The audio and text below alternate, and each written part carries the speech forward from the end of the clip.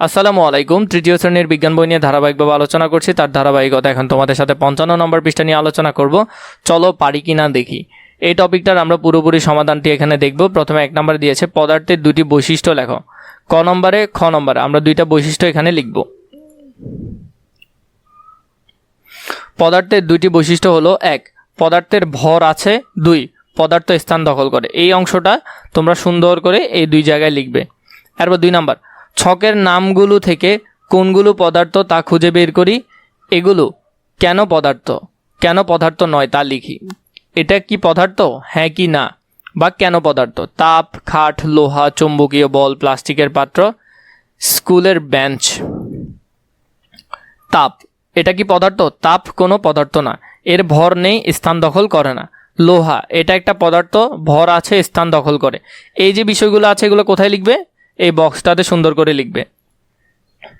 চৌম্বকীয় বল, এটা কোনো কি নয়, পদার্থ নয়, এটা বল বলছে, চৌম্বকীয় বল। চুম্বক বললে একটা কথা ছিল, এটা বল, ভর নেই, এর কোনো বল বা ভর নেই।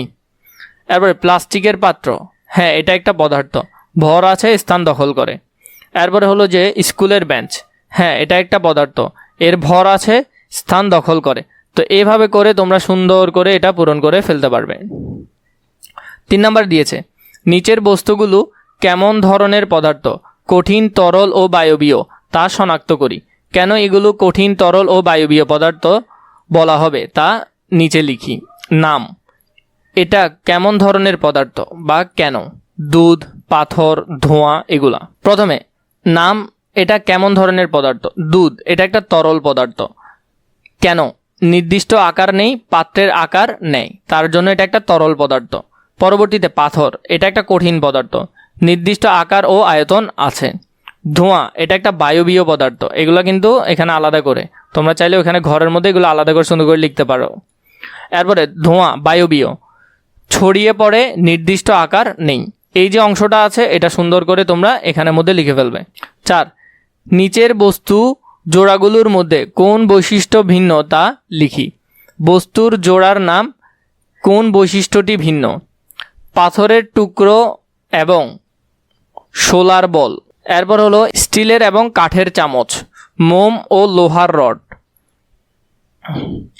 পাথরের টুকরা বা সোলার বল, এটা হলো কঠিনত, একটি শক্ত আর একটি নরম, একটা হলো শক্ত আর একটা নরম।